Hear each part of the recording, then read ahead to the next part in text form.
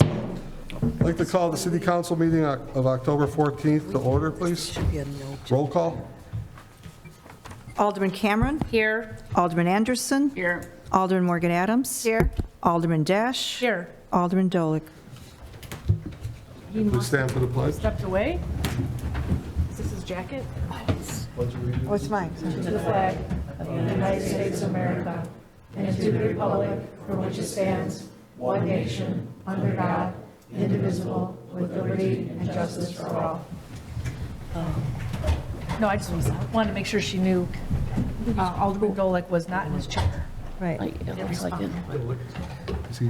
off today, huh? Yeah. So absent with prior notice? Prior notice. Absent. Okay, great. There we Thank you. go. We need the approval of the minutes. Need a motion to approve the September 18th, 2024 Chicago Executive Airport Joint Meeting minutes. And let's do these together. And the September 23rd, 2024 City Council regular meeting minutes. We need a motion to approve. So moved, Anderson. Cameron, second. We have a motion and a second. Any questions or comments? Roll call, please.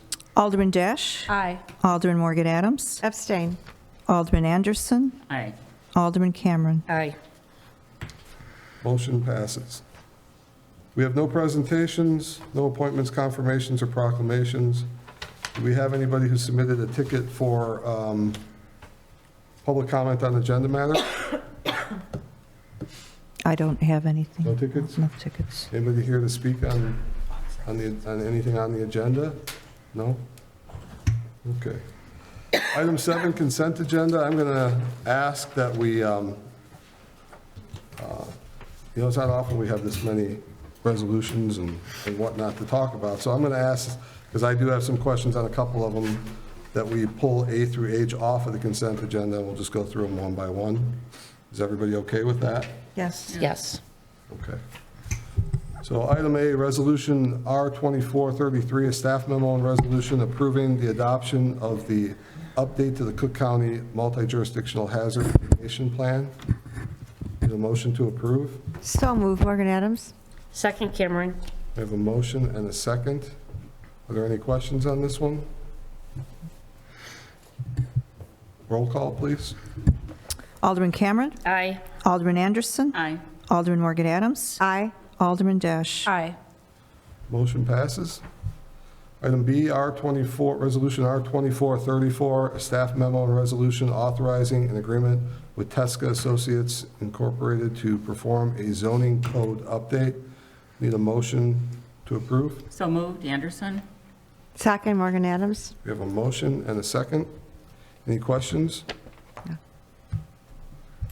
I would, I should have said this before, but I would ask that we just, this motion,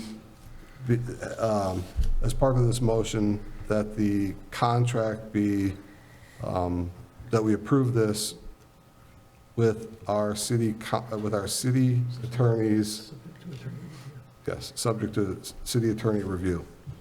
It's fine. Everybody okay with that? Yes. Okay, so we have a motion and a second. Roll call, please. Alderman Morgan Adams. Aye. Alderman Dash. Aye. Alderman Cameron. Aye. Alderman Anderson. Aye. Motion passes. Item C, Resolution R2435, staff memo and resolution for Illinois American Water non-disclosure agreement. We need a motion to approve. Just to get it out there. Somebody, So moved, Morgan Adams. we have a motion. Is there a second? I'll second. Anderson. We have a motion and a second. Any questions or comments?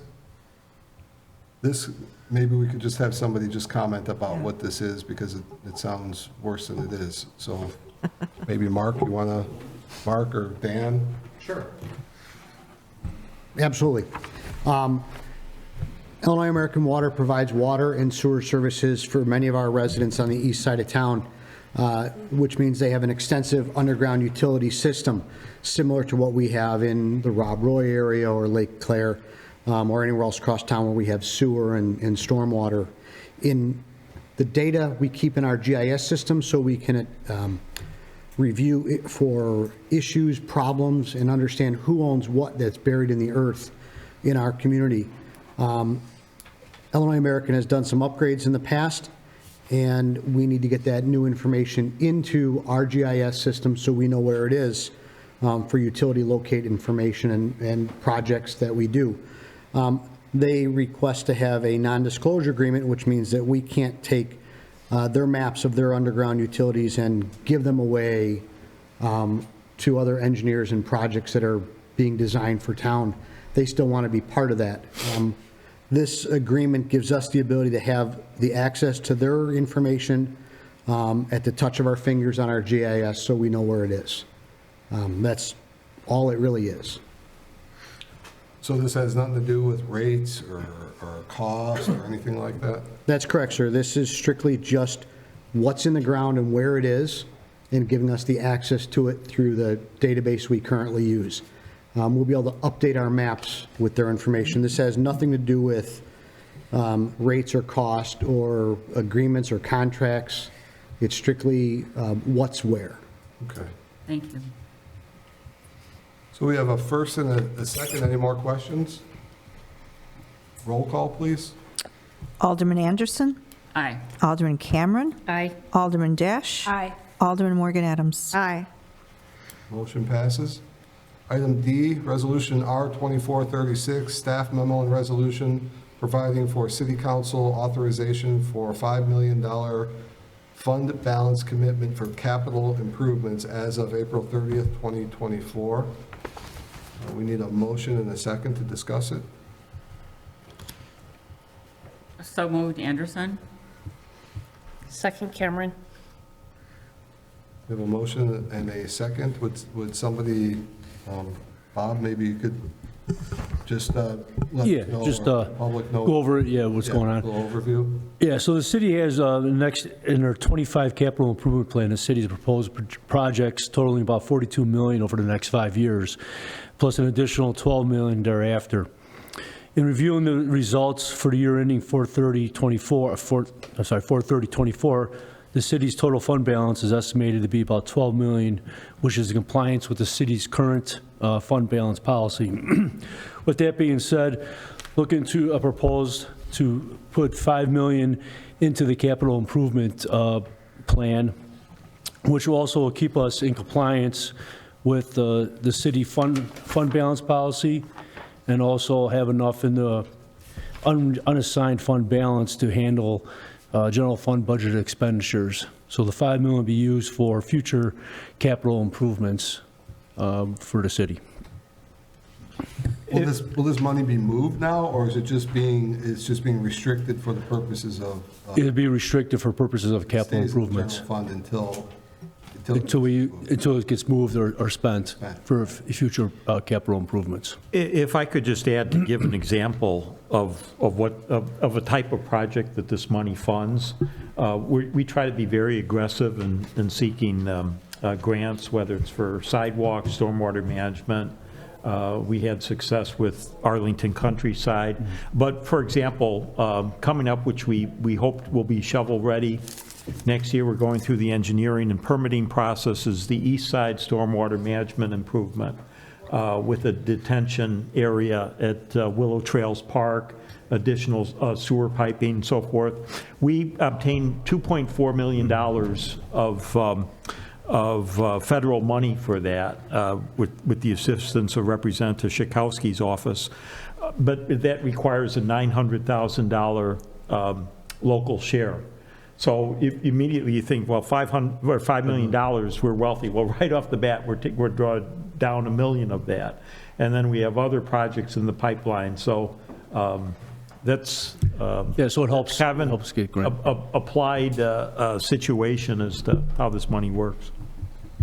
Thank you. Okay. Any other questions? We have a motion and a second. Roll call, please. Alderman Dash. Aye. Alderman Anderson. Aye. Alderman Morgan Adams. Aye. Alderman Cameron. Aye. Motion passes. Item E, Resolution R2437, Resolution and Staff Memo approving Wolf Road Engineering Supplement to the Construction Engineering Agreement in the amount of $132,109. Need a motion to approve? So moved, Anderson. Second. Second by Alderman Dash. Any questions on this? I think maybe Mark can comment on what this is. My main question to it was answered in the memo, but I don't know how it works out. But although this is an amount that's going to be due, the majority, like Joe had said, is going to come from other sources. This is not something that we're paying fully. It's going to be parsed out between all of the, or some of the participants in the funding of the Wolf Road project, right? Mark, is that? That's exactly correct. Because the issues that we've come across out there, there's been additional engineering, additional everything on this. But yeah, there's a certain state portion of this.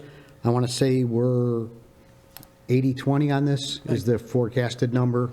I didn't read the engineer's memo on this that's in the packet, but I know we're right around. The ITEP grant is 80/20. It's 80/20, okay. I can add to that. The congestion mitigation, air quality, federal funding, when you need more money, you are able to ask for that, but you need this authorization from the council, which supports our ask. So the next step is we take our request that you enact tonight to the Northwest Municipal Conference Council of Mayors Transportation Committee, and we submit that, and they will consider that as whether it's a legitimate request for more money. I'm very hopeful. As the Public Works Director had stated, there were a number of unforeseen occurrences, some utility difficulties. They've spent way much more time than they anticipated. And these things are generally, when we make application for additional CMAQ funding, in general, they're viewed understandably because we all go through the same exercise. Okay.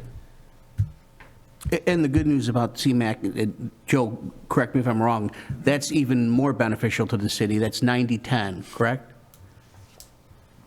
I believe that's okay. I believe it's 80/20.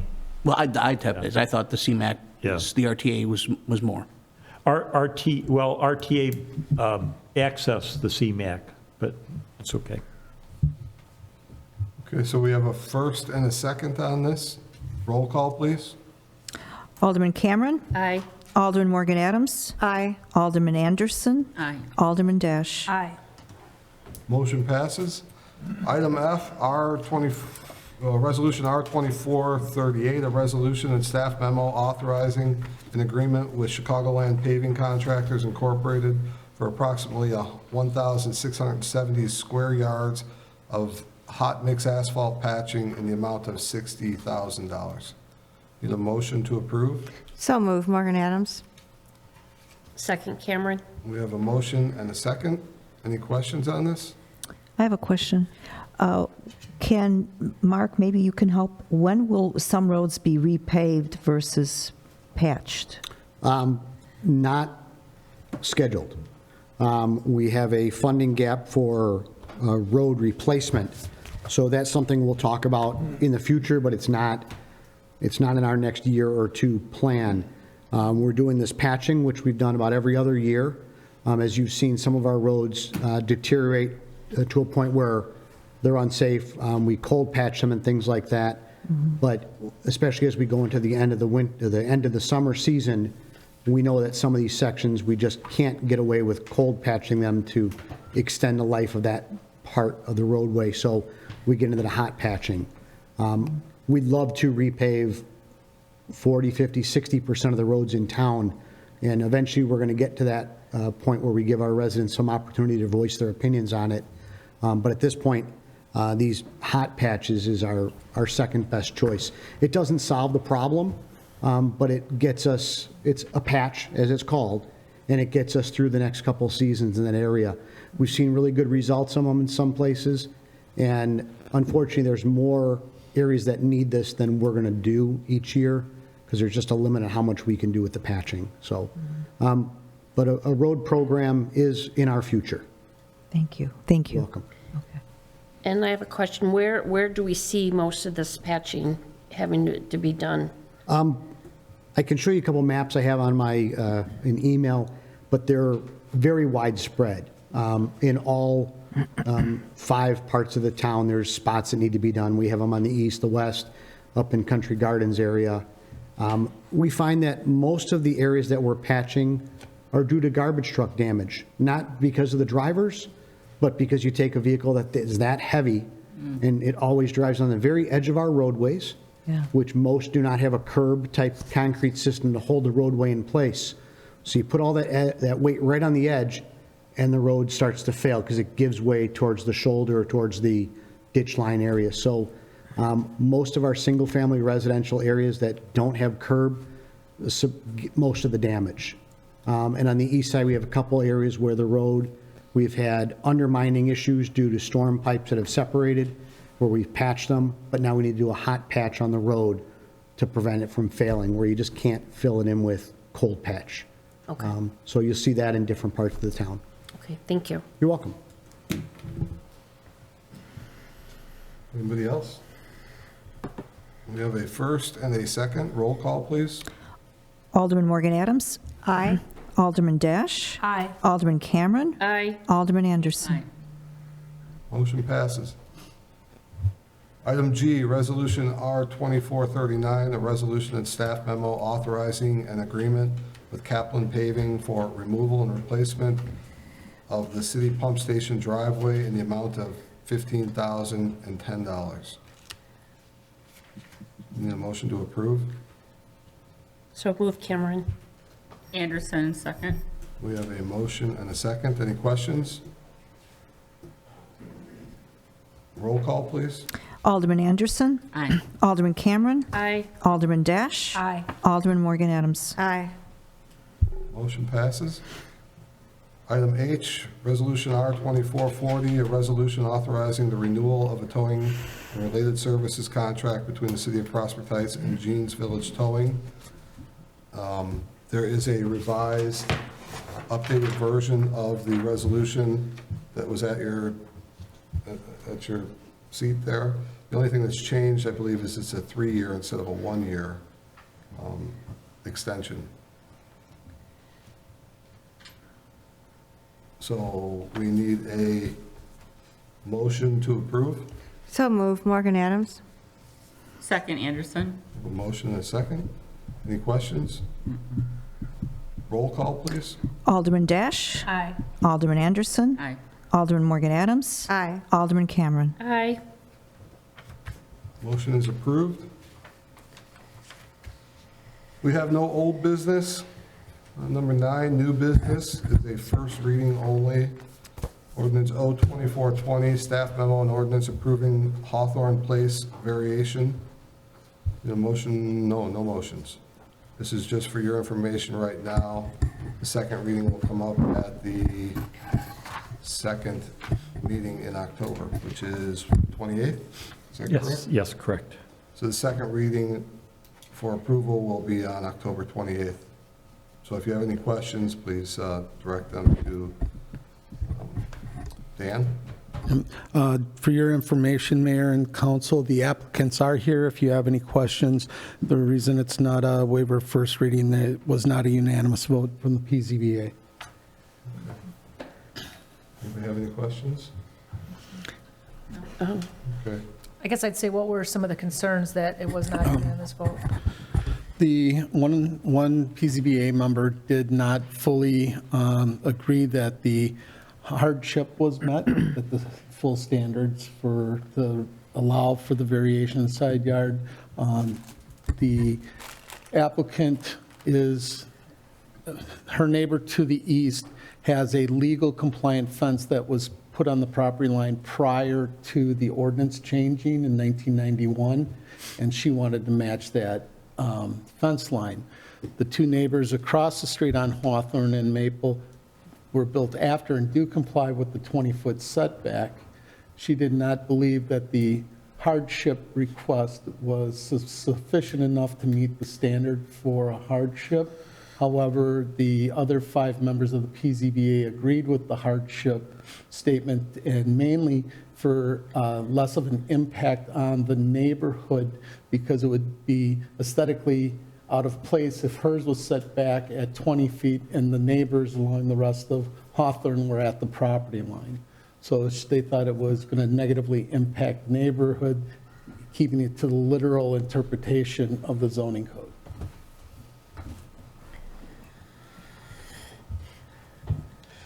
If it wasn't for that neighbor who did have the pre-existing compliant fence, would that hardship have been approved? Probably not, because the other fence would have been 20 feet setback. So because of the situation, and that person is allowed to maintain and keep that fence at the property line because it was legally installed. So that's where the impact to the aesthetics of the neighborhood were found. Because the ordinance that they're asking for a variance from, or the code that they're asking for the variance from is because of the type of lot it is too. It's like a reverse front yard, backyard. No, this is a straight typical corner side yard. The issue is our code says 25 feet, but her lot was platted at 20. And the way her house is orientated, the side yard along Hawthorne actually functions more like the front yard, even though the setbacks are all the side yard setbacks. So one of the conditions was that she could only bring the fence up to the building line, the rear building line, so it wouldn't, and fence in what appeared to be her front yard. So those were discussion points that were brought up. She did agree to that condition, and that's what she proposed. The fence is also proposed at a 4-foot decorative metal fence with 8 open slats, so it's not a solid fence either. Okay, so it'll be on the October 28th agenda for approval.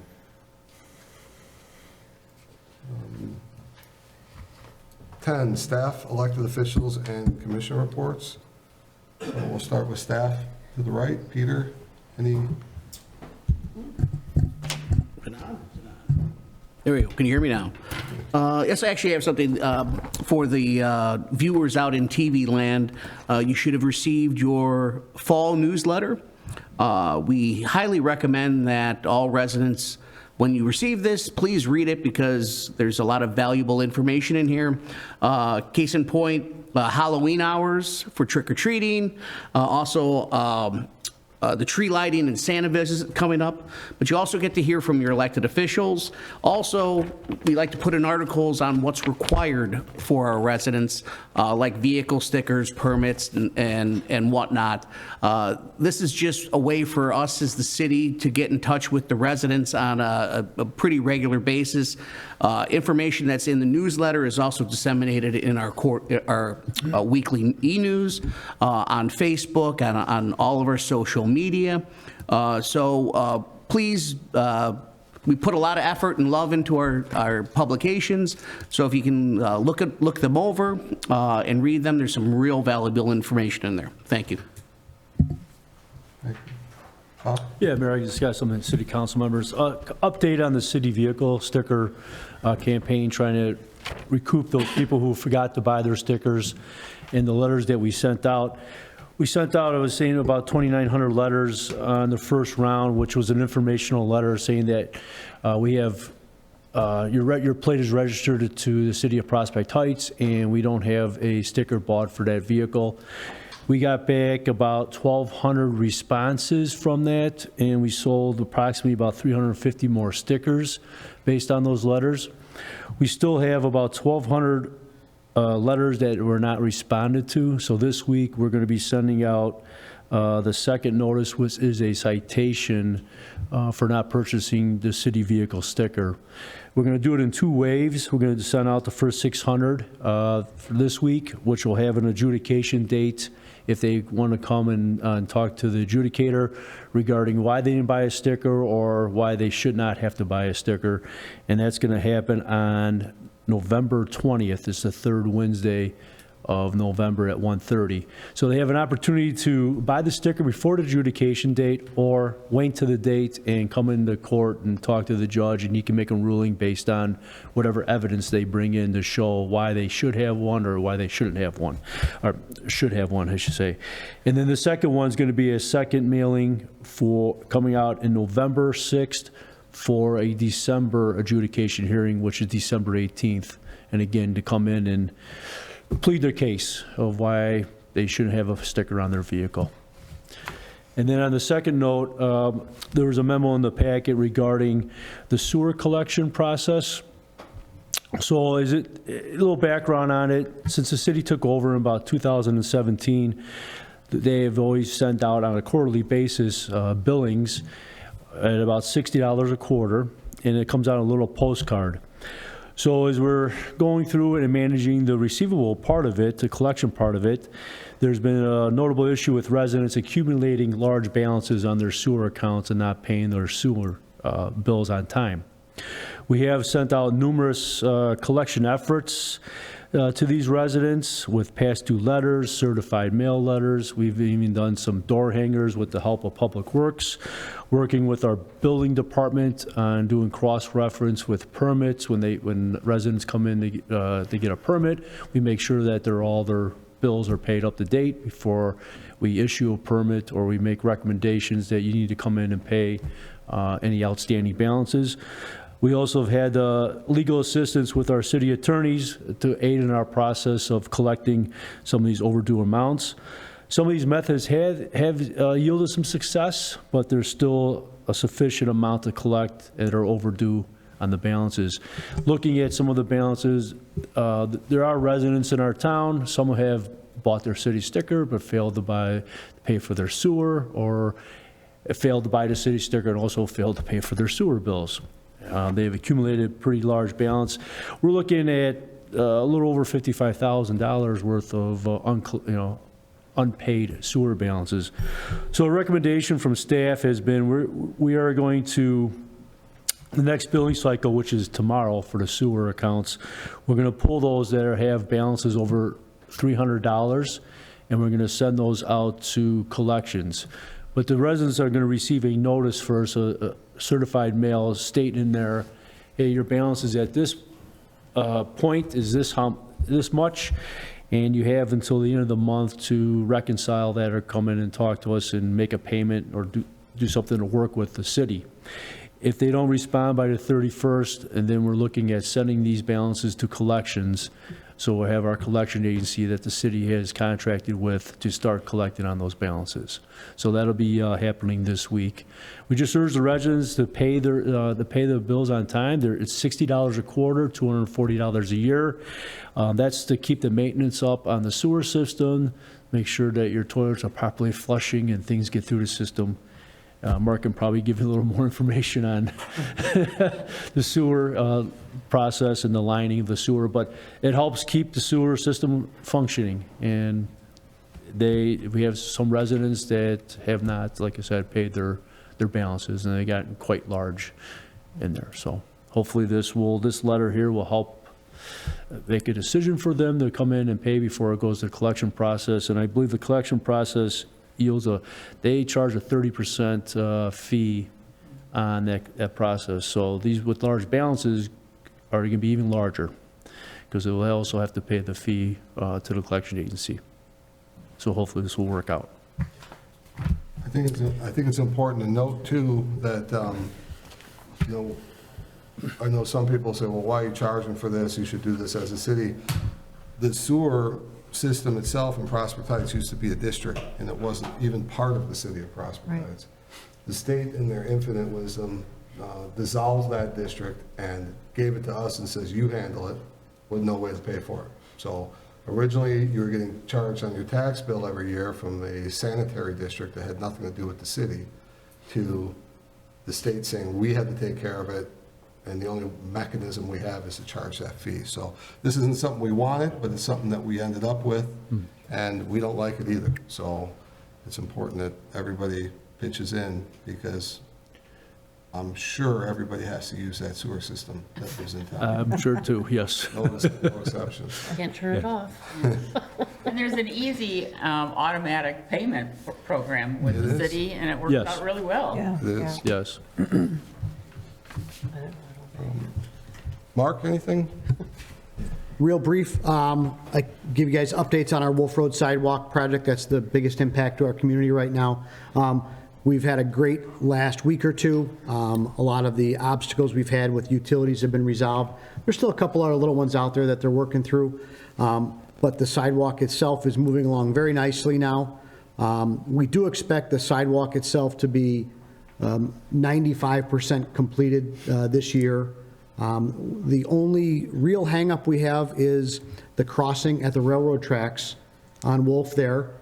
Canadian National owns the railway. Metro obviously runs the service.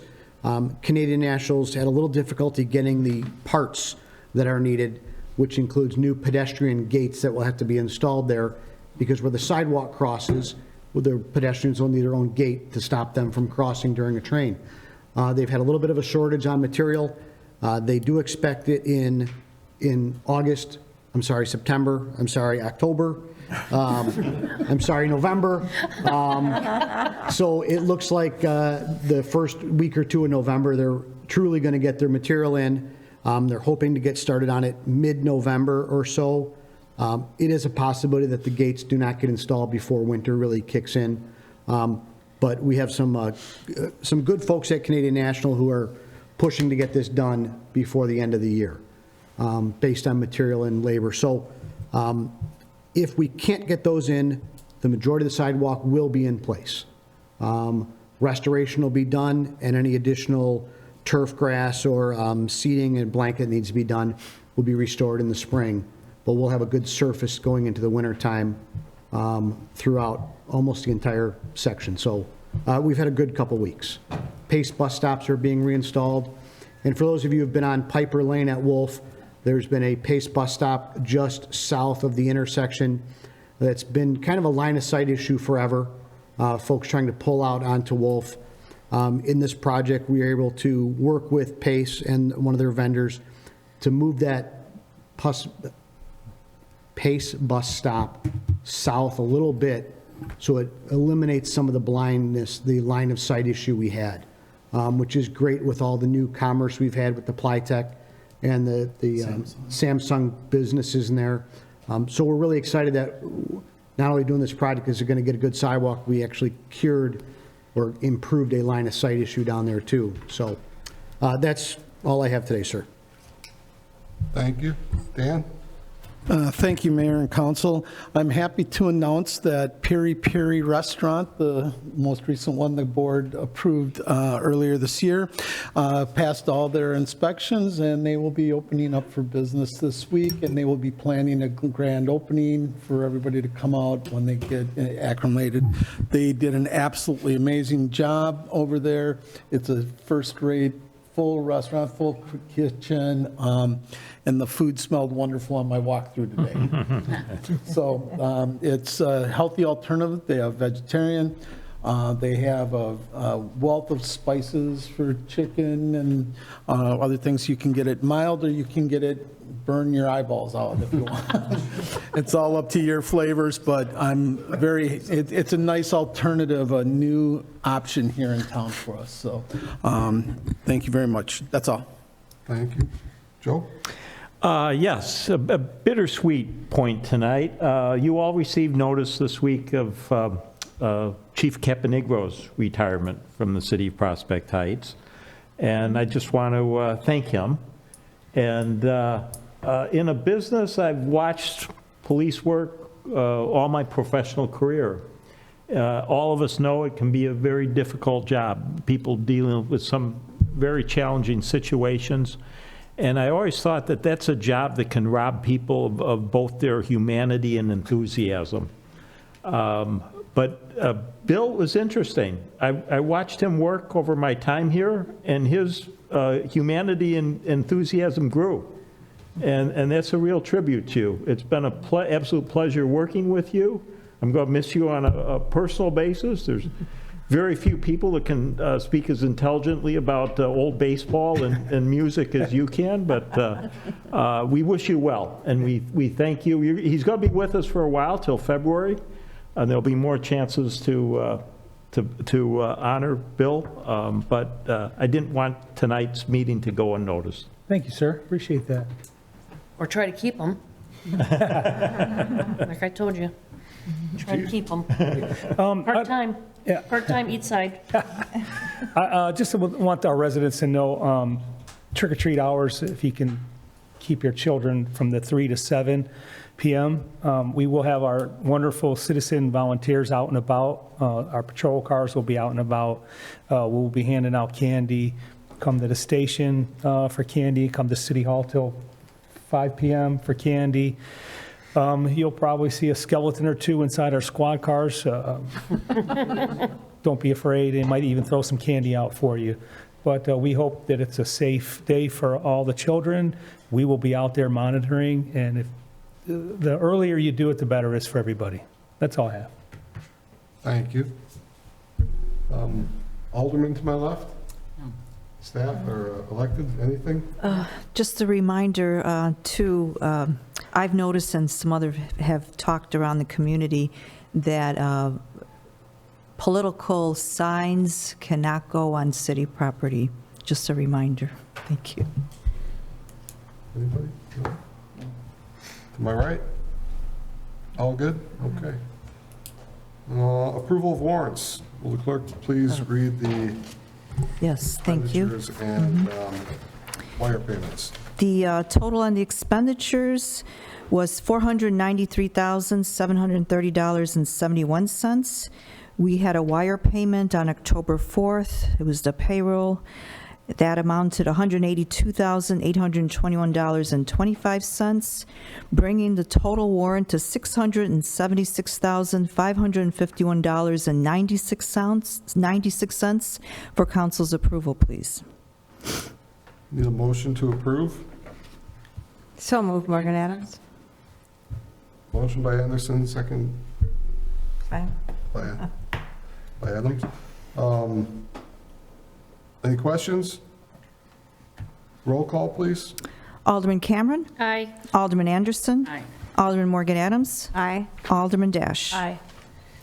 Motion passes.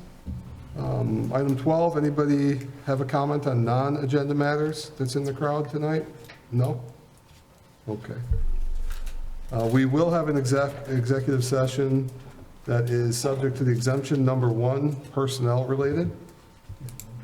I need a motion to go into executive session. So moved, Morgan Adams. Second, Anderson. I have a motion and a second. Roll call, please. Alderman Morgan Adams.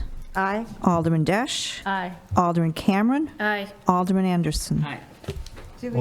Motion passes. We will not have any action coming out of this executive session.